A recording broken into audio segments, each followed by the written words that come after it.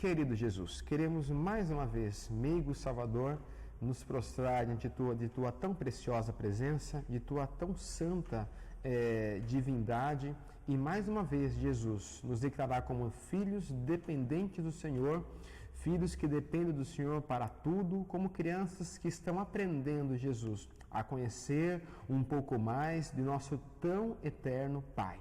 Nos ajuda nessa jornada que percorremos todos os dias de conhecer e de prosseguir em conhecer ao Senhor. Espírito Santo, toma a direção de nossos lábios, de nossa mente, de nosso coração, e que possamos mais uma vez contribuir, ser edificados através da sua palavra e compartilhar com seus filhos e filhas também palavras que venham a edificá-los. Em nome de Jesus te pedimos essa bênção, desde agora e para todo sempre. Amém e amém. Amém. A paz do Senhor, querido professor. Meu nome é Gerson Frazão e esse é o EBD de Cara a Cara. Iniciamos aqui e damos continuidade a mais esse ciclo de ensino. Ao meu lado está o querido professor, presbítero Samuel Barros. A paz do Senhor, meu querido. A paz do Senhor, professor Gerson. Que alegria poder mais uma vez estar aqui com você, com nossos amigos e amigas, irmãos, tendo o privilégio de poder estar percorrendo junto com vocês essas palavras preciosas da parte de Deus. Maravilha, que Deus maravilhoso que tem nos proporcionado esses momentos de aprendizado, professor Samuel. A lição de hoje, querido professor, está na lição 5. O nosso título é Jesus escolhe seus discípulos. Texto áureo é Lucas capítulo 14, versículo 27, que nos diz assim: E qualquer que não levar a sua cruz e não vier após mim, não pode ser meu discípulo. Como verdade prática, o comentarista da lição, José Gonçalves, nos traz o seguinte pensamento: o chamado para a salvação é de graça, mas o discipulado tem custos. Que boa frase que o pastor José Gonçalves aqui nos trouxe, né, professor Samuel? Muito bom. A nossa salvação, de fato, é de graça e pela graça, né? É. Mas tornar-se um discípulo de Jesus é algo que é penoso, exige aplicação, exige renúncia, exige disposição e uma entrega, né?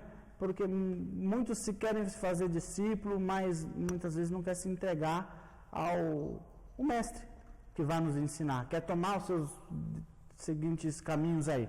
Nessa lição nós vamos aprender que é um pouquinho diferente e que nós temos o nosso Jesus como nosso grande mestre. O que a gente aprende aqui, professor Samuel, nessa lição, que possa compartilhar com os professores? Nessa lição tão especial, estamos aqui observando aquele instante em que Jesus começa a escolher os seus discípulos. Então, aqui a gente percebe então os requisitos de Deus para com os seus discípulos, né, os requisitos de Jesus, como eles fizeram para se tornar discípulos de Jesus. E aí vamos aprendendo também que o que Jesus quer é que nós sejamos também discípulos dele, né? E daí a gente tem que, é importante agora a gente observar o significado então dessa palavra discípulo. Certo. Eu estou aqui com o dicionário Vine, e aí um dos significados dessa palavra discípulo, no seu substantivo, vem a palavra aprendiz ou aprender, né? E tem muita coisa interessante aqui. Aquele que segue os ensinamentos de alguém, não é mesmo? Então isso aqui é a ideia de discípulo.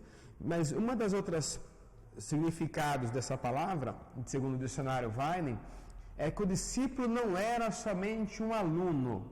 Aliás, a palavra aluno também eu não costumo utilizá-la quando estou tratando com os estudantes da Bíblia da escola dominical. A palavra aluno é uma palavra que tem uma origem que traz uma ideia de que não tem luz, né? A é um termo de negação,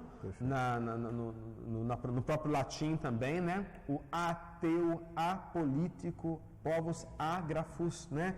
É um termo de negação. Ágrafos não usam grafia, ateus, não Deus, né? Apolíticos, pessoas que não gostam de política. Então, aluno não tem luz. Então, eu gosto sempre de usar a palavra estudante, ao invés da palavra aluno. Se eu utilizar a palavra aluno quando eu me dirijo à escola dominical, eu estou fazendo isso por um mero descuido acidental, mas não costumo utilizar, prefiro a palavra estudante. Então, Um discípulo, segundo o dicionário Vine, não era somente um aluno, mas um partidário, alguém que participa das mesmas ideias da mesma ideia daquele mestre, né? E ele fala assim, eles eram imitadores do mestre. Eles têm uma expressão também na Bíblia, que eles chegam a imitar até mesmo o modo do mestre falar. Perfeito. Então, a preocupação do discípulo era tão grande de imitar o mestre, a ponto dele imitar até mesmo o jeito do mestre falar. Já viu as igrejas neopentecostais como é que é? Às vezes, um pastor lá do Ceará, ele puxa o R igual o pastor carioca, né? Como se ele fosse carioca também. Meu amigo, minha amiga, igualzinho, é discípulo, ele segue a mesma linha do mestre. Se o mestre ficar barbudo, fica barbudo também. Se tirar, ele tira. Então, tudo que o líder faz, que o chefe maior faz, o discípulo faz exatamente igual, né? Até se ele mudar o jeito de segurar o microfone, a barba crescida, todo mundo começa a imitar, enfim. Esse é o discípulo. Perfeito. Ele é um seguidor que imita tudo, até a forma de vestir, a barba, enfim. Então, o discípulo aqui de Cristo é esse também, que ele quer imitar a Cristo, ele quer viver como Cristo, viver como Jesus. Então, é desse discípulo que nós tratamos aqui nessa introdução, na nossa aula de hoje. Que maravilha, que introdução maravilhosa. Vamos dar continuidade, então, entender aqui o primeiro bloco. Ele vai falar sobre o perfil do mestre, né? O seu ensino, o seu exemplo, porque muitas vezes a gente quer seguir, mas a gente não tem um modelo, né? A gente quer seguir ali, às vezes seguimos um pastor, mas lá ele não tem um bom testemunho. Então, aqui não, esse mestre aqui, ele tem um bom ensino e ele tem um bom exemplo também. Sim. E é interessante que, então, Jesus, a gente percebe na própria Bíblia, quando lemos ela, que ele mais ensinou do que pregou. Ele passou mais tempo ensinando. Olha a preocupação dele de gerar, né, discípulos, de criar discípulos. Então, Jesus passa mais tempo ensinando do que pregando, mais ensinando do que fazendo milagre, mais ensinando do que fazendo qualquer outra coisa. Sempre o ensino era a prioridade máxima de Jesus, sempre ensinando. Então, o ministério dele foi centralizado no ensino. E aqui, e não somente ensinar, aqui na lição ele fala assim, eles ensinavam com autoridade. Agora, por que Jesus tinha autoridade para ensinar? Porque ele era o Filho de Deus? Não somente isso. Por que ele tinha autoridade para ensinar? Porque ele era mais espiritual do que os outros? Não somente isso. Da onde vinha a autoridade de Jesus para ensinar? A autoridade dele vinha do exemplo dele, da vida dele. É dali que vinha a autoridade dele, né, para ensinar. As pessoas olhavam para ele e viam que ele tinha moral para ensinar, ele tinha propriedade para ensinar, porque ele só ensinava aquilo que ele fazia. Lucas, na sua introdução lá em Atos, ele disse para Teófilo: olha, Teófilo, eu fiz o primeiro tratado para falar com você acerca das coisas que Jesus começou não somente a fazer, mas a ensinar.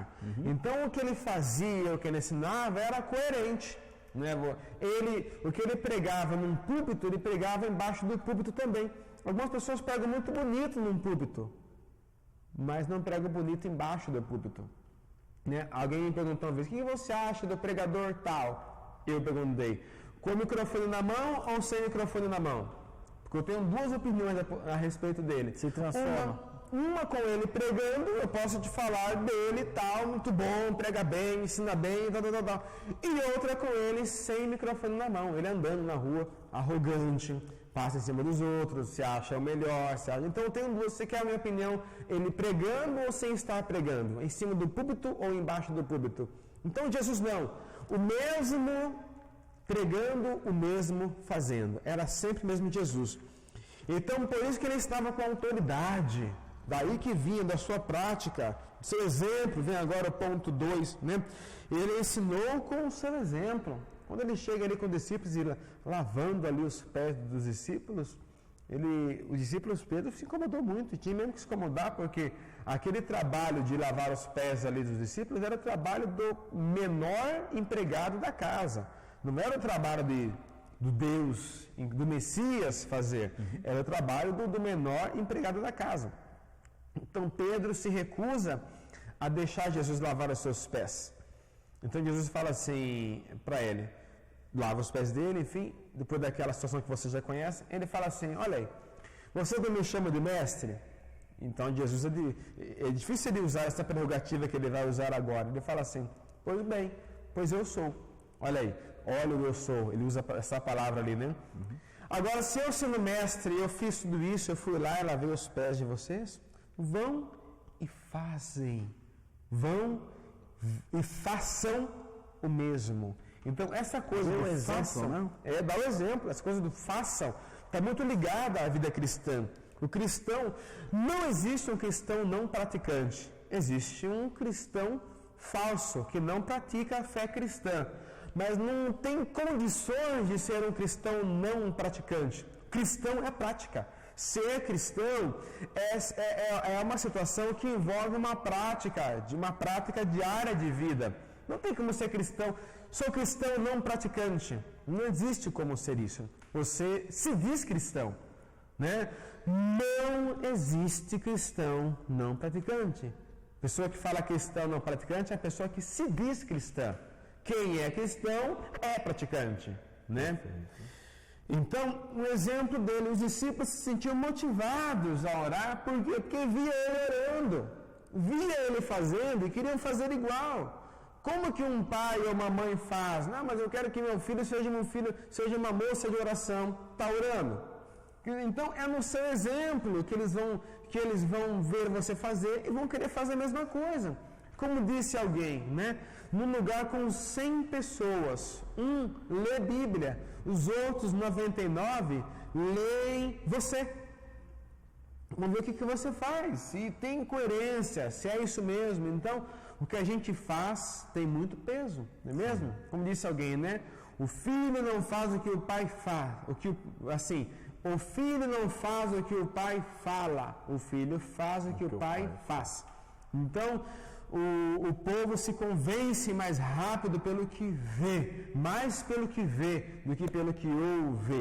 Então, quanta gente se afasta do Evangelho, porque se o testemunho da pessoa cativa a pessoa para a fé cristã, se o testemunho atrai as pessoas, né, como o testemunho de Estevão foi, na minha opinião filosófica, um dos aguilhões que aprisionavam a Paulo era aquele exemplo de Estevão.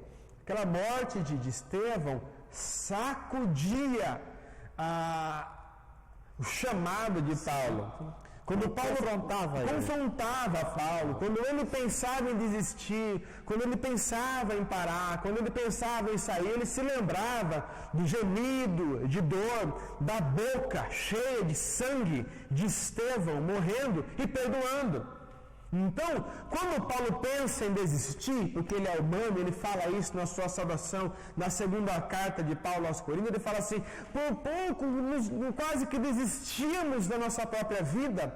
Quando ele fala isso, ele se lembra da cabeça e do crânio rachando de Estevão com a pedrada de alguém na cabeça dele.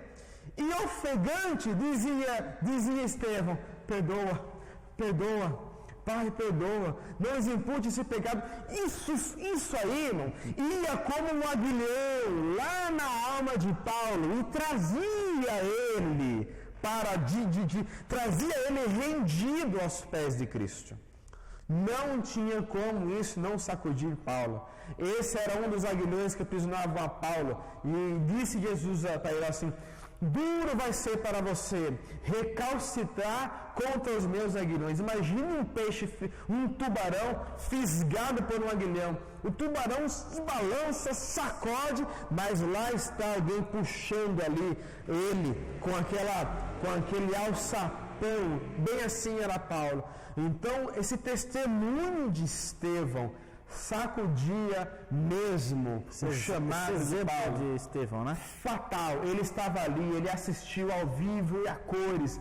Estava ao entregar ali, diz a Bíblia, entregaram aos pés, Lucas contou, aos pés de um moço chamado Saulo. Então, da mesma forma como um testemunho, assim como o testemunho também de Noemi trouxe Ruth para a fé do povo judeu, da mesma forma, o mau testemunho expulsa, expurga e arranca e faz as pessoas ficarem com raiva de igreja, com raiva de pessoas cristãs. Por quê? Porque ele vê um cristão dando mau testemunho, puxando um tapete de falando alguma coisa errada, e ele pensa que todo crente é daquele jeito, e quando ele vê um crente, ele pensa que todo mundo dá aquele mau exemplo, que aquele é um Deus.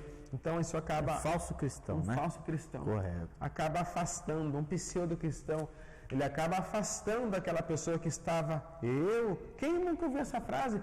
Quem nunca ouviu essa frase? Eu? Naquela igreja? Naquela pessoa lá? Você está de brincadeira. Se aquela pessoa lá for crente, eu também sou. Então é assim. Então, vamos cuidar de nosso exemplo, nosso testemunho, para que o nosso testemunho possa trazer pessoas. Jesus não estava preocupado com o nosso exemplo na igreja. Ele não estava preocupado se você ia dar glória a Deus alto, se você ia... essa aqui é para aplaudir de pé. Ele não quer saber se era para você aplaudir de pé, aplaudir sentado. Ele se mostrou muito preocupado com o nosso testemunho lá fora. Ele disse, vós sois o sal da terra, vós sois a luz do mundo, para que eles, o mundo, vejam as vossas obras e glorifiquem o vosso Pai que está nos céus. Então ele se mostra muito preocupado com o nosso exemplo lá fora, lá no bazar, lá no trabalho, lá na faculdade, lá no curso, lá com a nossa vizinha, lá no meio dos nossos parentes, lá na casa da nossa sogra. Isso mesmo, lá na casa da sogra também. O que dizem, né? E Jesus se mostra preocupado com o nosso exemplo lá. Então o crente tem que estar preocupado com o seu exemplo lá fora. O apóstolo Paulo, para eu fechar aqui um exemplo, tinha que falar para a igreja de Corinto, falar sobre Cristo para pessoas que nunca viram Cristo. O que ele pega e faz? Ele fala, irmãos, fiquem tranquilos. Vocês nunca viram Jesus, nunca viram Ele, e preciso pregar para vocês de Jesus, mas fiquem tranquilos. Olhem para mim. Olhem para mim e sejam meus imitadores. Porque olhando para mim, vocês estão olhando para Cristo também. Olhando para mim, para eu fazer, enquanto eu faço, é como se Cristo estivesse fazendo também. A igreja que o apóstolo Paulo fundou, ali em Antioquia, os irmãos levaram tão a sério, então, essa convicção de Paulo, das pessoas quererem imitar, e de Paulo querer imitar a Cristo, porque Paulo falou, não vivo mais eu, Cristo vive em mim. Os irmãos pegaram esse hábito, então, de querer imitar a Cristo, imitar a Jesus, então, a ponto de ir ali, então, e o povo começou a satirizar aqueles homens, aquela congregação do caminho, satirizar, tirar um barato, um bullying, né? Daí eles inventam um apelido pejorativo, que era para tirar um sarro deles. Qual que é o apelido que eles inventaram, irmão Samuel? Cristãos. Ali, pela primeira vez, a igreja foi chamada de cristãos. O que quer dizer isso? Pequenos cristos, imitadores de Cristo. Então, eles dizem que são iguais a Cristo. Então, é daí que veio. Hoje, cristão é até mesmo um status, né? Eu sou cristão. Então, mas na época surgiu como uma tiração de sarro, era até um pejorativo na época. Mas por quê? A igreja levou mesmo a sério o compromisso de querer imitar a Cristo. Charles Schindler escreve um livro muito bom chamado Em Seus Passos, O que Faria Jesus? E é um livro clássico que deve ser lido por todos nós. Amém? Amém.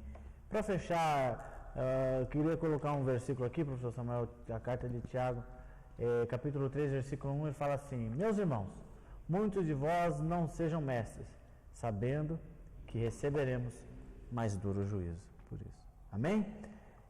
O segundo bloco aqui, professor Samuel, o chamado, o que nós vamos aprender aqui nesse segundo bloco para compartilhar? Estamos então vendo Jesus formando seus discípulos. Vimos aqui o seu exemplo, falamos do exemplo, agora o chamado. A forma como ele chama, não é mesmo? O chamado é feito pelo próprio Jesus. Ah, mas é que eu estou esperando meu pastor. Para com isso. Você não entendeu ainda. Você não entendeu ainda. Não, mas é que eu não fui evangelizar porque eu estou esperando o líder do departamento. Não, você não entendeu. Você não entendeu ainda. O chamado é feito da parte do próprio Senhor Jesus, né? Ele mesmo chamava as pessoas. Então o que ele faz? Ele observava as pessoas a quem ele iria chamar, ficava observando o comportamento, o modo delas agirem e tal. Alguns chamados vinham através da indicação de alguém. Olha aí. Vamos lá participar, vamos lá. Alguém te convidou, né? Vamos lá. Deus pode utilizar desses mecanismos também, né? Te convidar para estar no lugar e de repente você ser chamado por Jesus através do convite de alguém. Então, houve também pessoas que se ofereceram, né? Não, eu quero seguir, né? Eu quero seguir a Jesus. Interessante que alguns quiseram seguir a Jesus, mas ele não permitiu que fosse da forma como as pessoas estavam querendo que fosse. Aquele gadareno, por exemplo, que testemunho ele teria para contar, né? Ele foi liberto de uma legião de demônios. E Jesus, lembra que ele passou o mar, né? Perfeito. O barco quase afundou ali. Houve aquela ocasião, mas Senhor, não se te dá que morramos. Na nossa linguagem, o Senhor não está nem aí com a gente, não, o Senhor não está, quase morreu aqui. Jesus pega os discípulos, presta atenção, ele atravessa aquele mar, vai lá do outro lado, chega em Gadara e prega para dois loucos mesmo. Depois que ele prega para esses dois loucos, sabe o que ele faz? Ele volta. Olha a crise que ele submete os discípulos, né? Atravessaram o mar, o problema do mar quase afundar, os discípulos preocupados, crise ministerial para chegar lá, pregar para dois loucos e depois voltar embora. Tenta chamar um pregador desse que você gosta, é a vida que vai ter 10 pessoas para ouvi-lo pregando.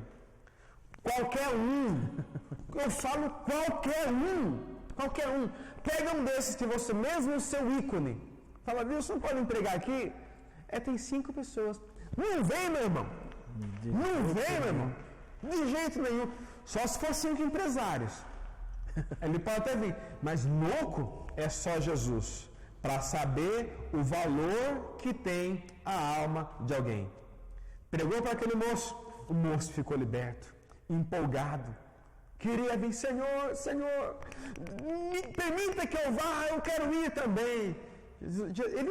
Agora, um testemunho muito bom, muito interessante de conversão, mas quem conhecia a sua história? De que ia valer aquele testemunho do outro lado no outro lado lá, né? Jesus falou assim, não, eu não quero que você venha comigo, não. Ele era um discípulo que se ofereceu, né? Ele falou assim, não, volta, desce, já estava até dentro do barco já. Eu estava até com a biblinha ali e tal, né, com a pastinha do lado, pronto, já deu um trato ali, um visual, estava arrumadinho. Senhor, está pronto para ir aí que eu quero. Já estava até sentadinho do lado de Pedro, que ele talvez descobriu que Pedro era o mais fervoroso, era o mais empolgado. Jesus falou, rapaz, não é por nada não, mas desce do barco, não é por nada, não é nada não, mas volta lá. Volta para a sua família, volta para a sua terra, volta para a sua pátria e diga para eles quão grandes coisas que tem feito o Senhor. Que bonito, né? Porque eles conheciam o antes e o depois da história daquele cara. Ali ele poderia dar o testemunho. Ali eles iam olhar e falar assim, não acredito que é isso. Se alguém usasse óculos, né? É você? É você? Sim, sou eu. Não, tranquilo. Já foi. Aquele já passou aqui, converteu, conheci Jesus. Mas como assim? Aí olha o testemunho aí, né? Conheci Jesus, ele me libertou, ele tal, fez o mal na minha vida, mas e quem ia duvidar? O homem que estava amarrado com corrente, que era, né? Quem ia duvidar do testemunho de libertação daquele homem? Mesmo então, um exemplo de um discípulo que se ofereceu e Jesus o dirigiu. para a sua própria terra. Deixa eu fazer uma pergunta aqui. Quando os discípulos falam assim, Senhor, tem um que está pregando aí que não é do nosso time. É esse rapaz, não é? Não dá para saber. Mas é na mesma região, né? Decápolis. Está naquela região, mas não dá para saber. Eu acho que não, porque os discípulos conheciam aquele moço, por causa da experiência de Gadara. Então eles tinham visto a libertação, conheciam. Esse que estava pregando, dá a entender que ninguém conhecia ele. Parece que um cara abriu um salão lá e começou a pregar. Mas dá a entender que ninguém conhecia. Porque é a única vez que da região das 10 cidades é ali, né? Nessa passagem e depois, né? Dá a entender então que alguém que não conhecia. A gente nem sabe. Quem sabe ele acompanhou Jesus de longe. Falei, quer saber, vou montar um ponto de pregação aqui. Entendeu? O povo agregou, né? Estava pregando até melhor que Pedro, até, porque foi com ciúme, né? Imagina. Queria tomar o cartão de membro do irmão. Então, no ponto 2, quando falamos do chamado, o método de Jesus, e agora o custo, né? Isso custa, viu? Isso tem um preço. Isso tem um preço, né? Tornar-se discípulo é bem diferente do que tornar-se um simples aluno. Perfeito. Né? O discípulo se esforça, ele exige esforço, dedicação para ser o discípulo, né? Ele tem que estudar, ele quer aprender, ele quer conhecer, ele anota, lembra? Ele quer ouvir, ele quer mais, porque ele quer ser igual. Existe um esforço de renúncia, de várias coisas que o discípulo quer realmente ser igual a Jesus. Então, seguir que ele se envolve em renúncia, submissão total a ele, não é empolgação. Não é o crente que fica que acaba o congresso lá, terceiro dia de congresso é uma coisa, o culto acaba às 9, se passa na igreja às 11h30, tem gente rodando ainda na igreja, né? Algumas igrejas na nossa... Isso só acontece em congresso? Só em congresso, é o famoso crente bexiga, né? Você só vê ele na festa, irmão. Se ele der um glória a Deus em janeiro, sai até teia de aranha da boca dele, porque é tanto tempo que ele não dá um glória, que sai até pó, parece aqueles guarda-roupa que você em cima, né? Não dá, mas na festa profetiza, vai para lá, corre, desce, corre. Esse dia estava num culto, teve que subir no banco, meu irmão. Jesus. Foi tremendo, irmão. Ele levantou um pé querendo um saci e ficou em cima do banco. E profetizou de cima do banco para o outro irmão. Não, para com isso, não é empolgação. Sim, senhor. É o discípulo, né? É o discípulo. Ele se esforça. Não estamos falando aqui de um crente empolgado, né? Estamos falando do crente que se esforça. Acabou a festa. E ele no domingo, na segunda de manhã, ele não está de ressaca, né? Porque você quer ver os cultos mais gelados nas nossas igrejas, irmão? Eu falo como assembleano de berço, né? Os cultos mais gelados são aqueles depois de congresso. Parece que dá até para você ouvir uma agulha, se alguém derrubar no corredor, você escuta. Os cultos mais frios e tal. Mas o discípulo não, ele se esforça, é festa, é congresso, para ele tanto faz. Ele está decidido a imitar o seu mestre, ele está determinado a imitar o Jesus, ele não está condicionado a situações, a ambientes, a festa, ele não está preocupado se é ele o pregador, se é ele o cantor, não está preocupado, ele está decidido a imitar Jesus, então esse aqui é o seu principal objetivo e propósito de vida.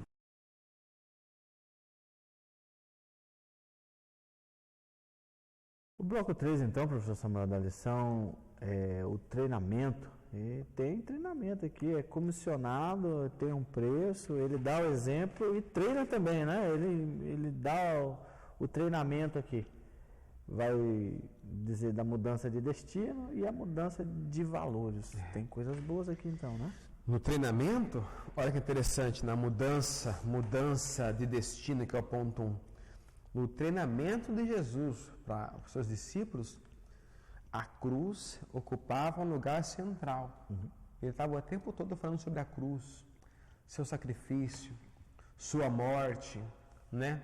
A cruz é o objeto central na formação do seu discípulo. Hoje em dia, os discípulos têm orientação de tudo. Como hoje, nas faculdades de teologia, né? Como se comportar na frente de uma câmera, a postura, né? O jeito de andar, tudo isso é muito bom, né? A liturgia do culto, né? O vestir-se, né? O modo de se vestir, a ética nas pequenas coisas. Então, tudo isso é objeto de hoje nas faculdades teológicas que formam os discípulos. Mas e a cruz? Aonde está a cruz? Né? A cruz, ela era o objeto central do ensinamento, do treinamento de Jesus para com os discípulos. Eles estão o tempo todo em contato com a cruz.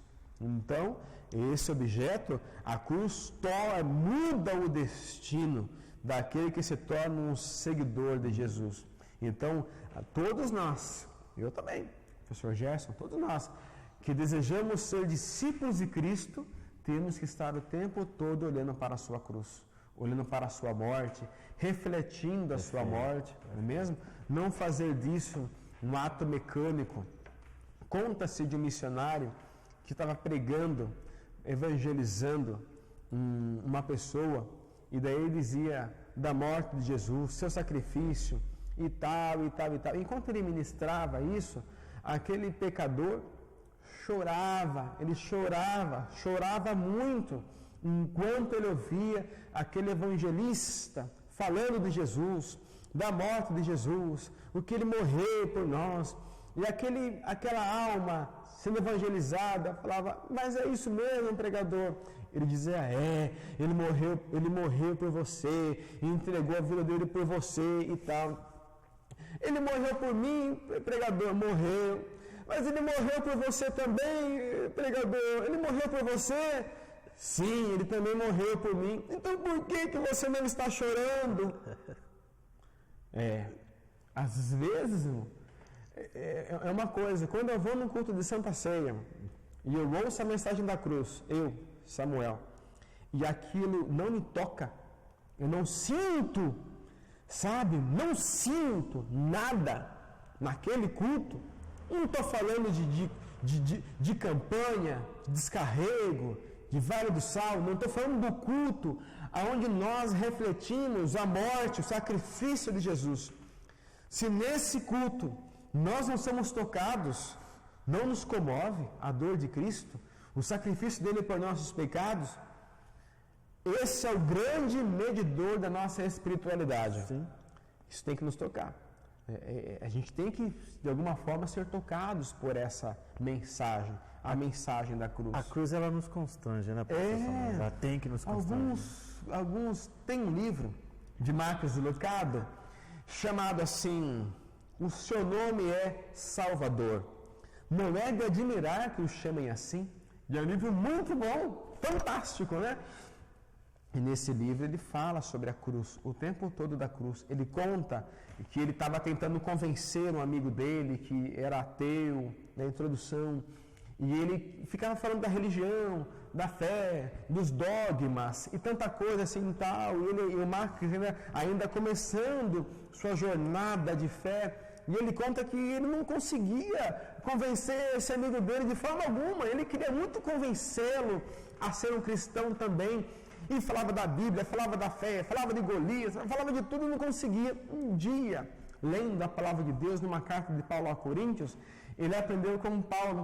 E ele pegou e falou assim, ele pegou e perdeu o contato com aquele amigo dele, e ele fala assim, ele cita Paulo. Quando Paulo fala aos Coríntios, Paulo fala assim, irmãos, e quando eu fui ter convosco, outra coisa não propus saber entre vós, senão Cristo e este crucificado. Então, este era o tema central da mensagem de Paulo. E Marcos fala assim, não é que Paulo não tinha outro assunto, é que Paulo não conseguia esgotar este assunto. E no livro que ele chama no livro chamado Seu Nome é Salvador, não é de admirar que o chamem assim. Acha no Google, você acha ele em PDF, abaixa facinho, um livro curto. Ele fala assim, se eu pudesse me encontrar com aquele meu amigo de novo, eu não falaria dos dogmas, eu não falaria de religião, eu não falaria de igreja, eu falaria sobre Jesus, sobre a obra dele, o sacrifício dele e tal, né? E é interessante, então, a cruz é o nosso objeto, a gente pensa nela todo dia. O hino 17 da harpa, né? O hino 17 parece que ele é clássico da escola dominical, né? Nas horas que passo pensando em Jesus. Então é isso. As horas, não é minutos, viu? O autor ali, aquele louvor vem de uma inspiração de horas. Sabe-se lá Deus quantas horas ele passou pensando em Deus lhe dar essa letra. Nem lembro quem que é o autor desse hino. Então ele escreve, ele fala, nas horas que passam. Será que a gente tem tempo para isso hoje? Desligar a internet, desligar o WhatsApp, desligar celular, desligar TV, desligar tudo. E fazer o que, irmão Samuel? Pensar em Jesus durante algumas horas. Só pensar em Jesus. Olha, eu acho que isso traria um impacto muito grande. Pode até pegar um papel e uma caneta, papel em branco, né? E anotar. Pensa em Jesus. E o que será que a gente pode aprender dessa experiência, né? Talvez, com certeza, né? Viríamos com muitas coisas especiais da parte de Deus. Então, falei aqui da cruz. E aqui entra aqui, vamos fechar aqui o treinamento. A mudança de valor, isso fatalmente mudaria. Então, a mudança de valor, né? Muda a mentalidade, mudaria a mentalidade dos discípulos. Cuidado, tá? Discípulos. Não é apóstolos. Não estamos tratando de apóstolos aqui. Quando a gente fala, toda vez que você for pregar ou ensinar, e você falar discípulo, você está se referindo aos apóstolos antes do Atos 2. Quer dizer, antes do Atos 2, né? Quando você fala os apóstolos, você está falando deles depois. Então você não pode falar assim, por exemplo, o apóstolo Pedro quis... o apóstolo Pedro discordou, o apóstolo Pedro em Mateus 17, na transfiguração. Não. Você não tem o apóstolo Pedro na transfiguração. Você tem o discípulo Pedro na transfiguração. Os apóstolos, quando estavam na Bíblia aqui, eles estavam no barco com Jesus. Não. Os apóstolos não estavam no barco com Jesus. Os apóstolos não. Estavam os discípulos, que mais tarde se tornaram apóstolos. Muito cuidado, né? Para não confundir. Que bênção. Que Deus abençoe o presbítero Samuel. Vamos continuar então aqui o quarto bloco da lição, a missão. Ele treina e comissiona, né? Ele dá uma missão, dá um desígnio. Não fica à toa, ocioso. Tem que ter um porquê, né? Deus me chamou para falar línguas estranhas. Vai ficar falando línguas o culto inteiro. Não oferta, não faz uma visita, não ajuda ninguém, não tem uma intercessão, não tem um departamento, não faz nada. Irmão, o dirigente está lá, né? Uma palavra, pelo irmão falou, não, pastor, eu só estou aqui para ouvir. Eu sou membro de banco. Aí vem o Alceu Pires, nosso compositor querido, e dá-lhe aquela lapada, né? E vem dizer para nós que membros de banco é prego e parafuso. Ou faz igual o outro ao compositor nosso, Cícero Nogueira, num hino chamado Marajá de Deus, né? Ele fala do crente que estava perdido no mundo, Jesus salvou, redimiu, deu graça, trouxe para cá e agora redimido, ele fala no seu hino, né? Fala, e agora restabelecido, ele ficou pronto, diz o autor, pronto para trabalhar, porém se recusa. Está decidido, diz o autor, a ser um marajá. Então tem muito marajá na igreja, ele só quer receber, está ali, opa, quem quer receber? Opa, ele já vai soluçando, com as duas mãos para cima, mas na hora de servir não quer servir, não quer trabalhar. Então Jesus Cristo trabalhou muito, viu? Trabalhou muito. Isaías 53 diz que ele foi um homem experimentado nos trabalhos. Então, trabalhador. Quando ele pega os seus discípulos, chamou, deu o exemplo, chamou, trouxe o método. Discípulos pagaram preço para chegar aonde chegaram. A cruz é o centro da sua mensagem, do seu ensino. Ele muda os valores, a mentalidade. Agora, levanta, vamos trabalhar, vamos proclamar, pregar e ensinar, né, a missão dos discípulos, né? E é interessante que eles não deixavam que nada os impediam de cumprir essa missão. Um dia vieram com uma picuinha ali em Atos para impedir os discípulos, né? Não, tem uns irmãos aqui que querem mandar a cesta básica. Ele falou, viu, você quer que eu pare de pregar para cuidar de cesta básica? Vamos orar aqui. Deus vai levantar homens sábios, cheios do Espírito Santo e tal. Os discípulos, os apóstolos, né? Agora apóstolos. Estou agora em Atos, né? Então, os apóstolos, eles oram e Deus levanta pela primeira vez na história da igreja o diaconato. A função dos diáconos era então servir. E Pedro falou assim, os apóstolos falavam assim, e nós não nos venham com esses probleminhas aí não, porque nós estamos preocupados de ensinar. Nós vamos nos dedicar na pregação, na oração e na pregação da palavra de Deus. Quantos obreiros que já pararam de pregar porque ficam enrolados com tanta coisa, né? Coisinhas que podiam ser delegadas a outras pessoas, eles estão lá enrolados ali, irmão, prega aí porque hoje eu estou com a minha cabeça cheia aqui. Podia alguém ter resolvido aquele problema, ele está lá. Então a missão deles era pregar e ensinar. Os dois, tá? Os dois. Não tem equilíbrio, né? Claro que a ênfase maior era para o ensino. Pastor Antônio Gilberto, numa entrevista que ele deu para a Rádio Marumbi, que está à disposição no YouTube, sim, ele fala assim, a igreja não pode... Antônio Gilberto, tá? Por favor. Ele fala assim, a igreja não pode ter somente pregação, pregação, pregação, pregação. Se a igreja tiver só pregação, pregação, pregação, pregação, diz o pastor Antônio Gilberto, ela abre portas para as heresias. Aí o pastor Antônio Gilberto fala assim, por outro lado, a igreja também não pode ter só ensino, ensino, ensino, ensino e ensino. Senão, ela vai cair na religiosidade. O que tem que ter então?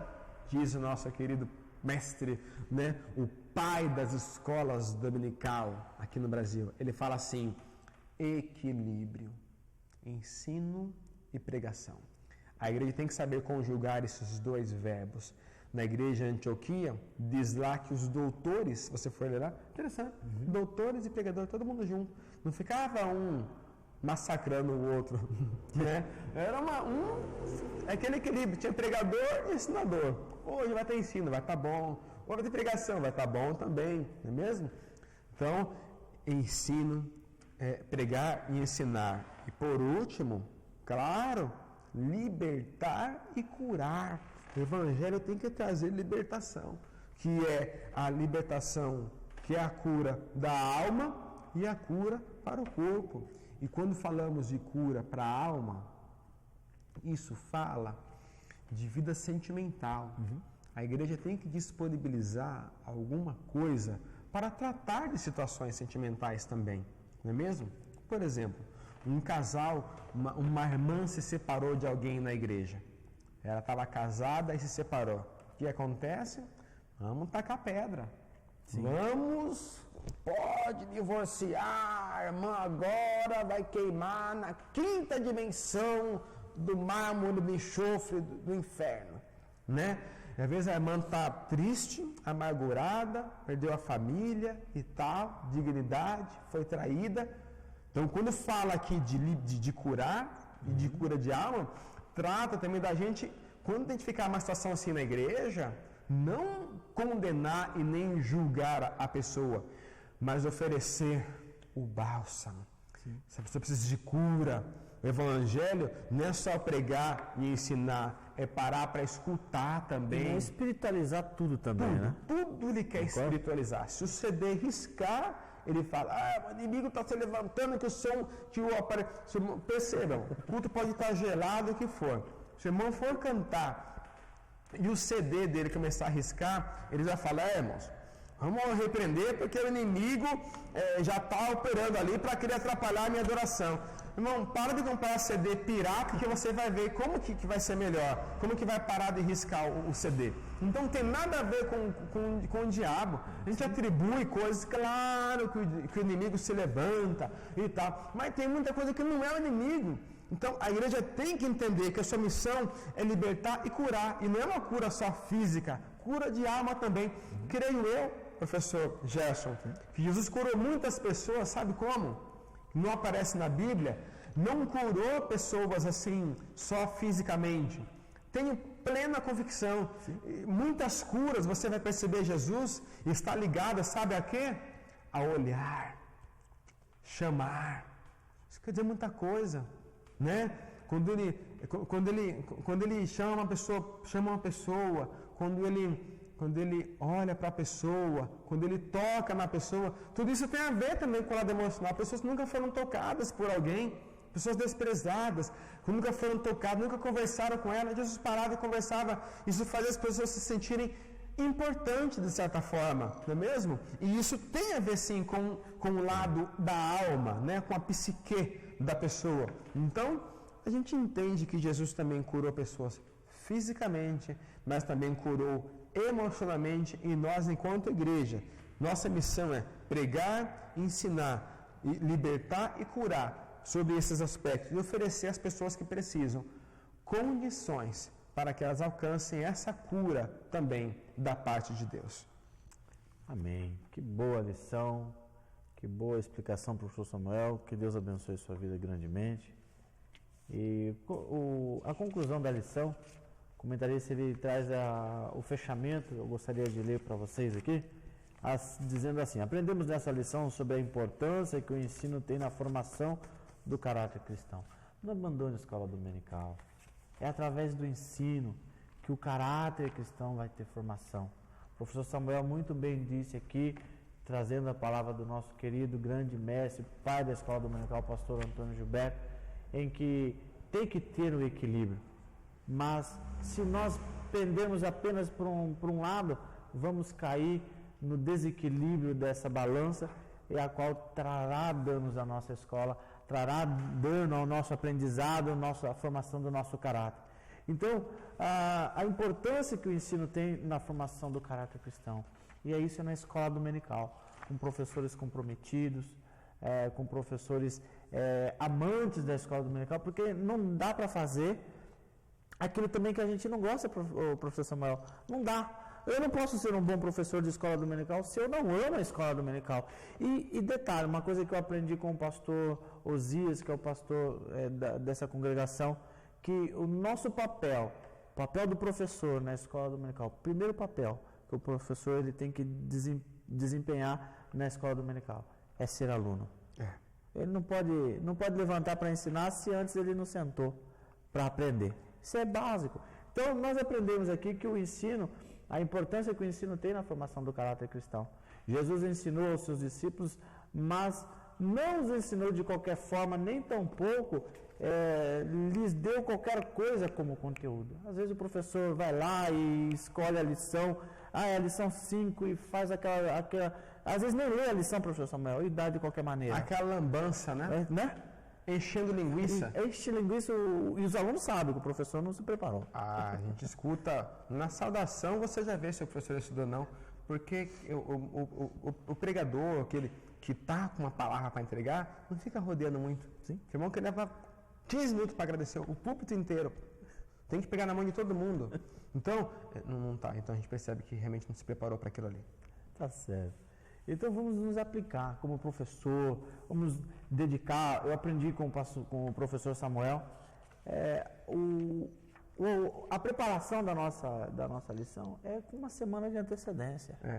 De segunda, terça, quarta, quinta, sexta, sábado, e no domingo o professor está ali apto para poder ensinar. E Jesus ele deu esse exemplo. Nós aprendemos aqui nessa lição que ele, primeiramente, ele ensinou não somente com as palavras, mas com o seu ato, porque ele tinha autoridade, né, professor Samuel, para poder ensinar, porque a gente viu, o povo via nele esse exemplo, essa autoridade vinha pelo exemplo. Que você possa dar o exemplo para o seu aluno aí também, aí na escola dominical, tá? Mas até mesmo o ensino da palavra de Deus, para ter eficácia, precisa ser acompanhado pelo exemplo, vale-se de recursos didáticos eficientes, firmar-se em valores e possuir um objetivo claro e definitivo, definido.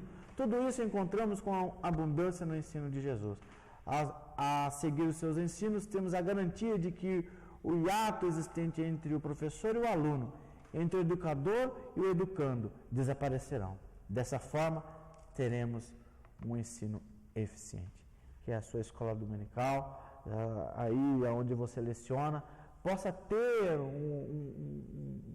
um elevo, um resultado eficaz através desse ensino, quando nós olhamos para a pessoa de Jesus, que ele ensinou muitas das vezes, professor Samuel, como o senhor mesmo disse aí, muitas das vezes calado, sem mesmo dizer nada, mas com seu exemplo, ele estava ali ensinando e dando o exemplo para todos nós. Amém? Que Deus abençoe você, professor Samuel, gratificante esses momentos aqui de aprendizado ao seu lado, que Deus abençoe a sua vida, continue o Eterno lhe abençoando e lhe agraciando aí. Amém? Amém. E os irmãos que mandam os comentários, sim, a gente lê todos, irmãos, viu? Muito obrigado, os irmãos que nos prestigiam, comentam ali, nós lemos. Muito obrigado pelo carinho de vocês, direcionar a nós suas sugestões. Estamos é gratificante para nós, né, professor Gerson? Ler os comentários ali embaixo. Continue nos dando sugestões e ideias. Muito obrigado mais uma vez a atenção de vocês e professor Gerson pela alegria de poder estar aqui também com você. É uma alegria muito grande para mim. Muito obrigado. Amém, obrigado. Estamos aí acompanhando sim os comentários e vamos aí melhorando a cada dia, procurando atender aí o que vocês têm nos colocado e procurando melhorar, e vamos conseguir com a graça de Deus na nossa vida. Amém? Professor, que Deus abençoe você com uma boa aula em nome de Jesus.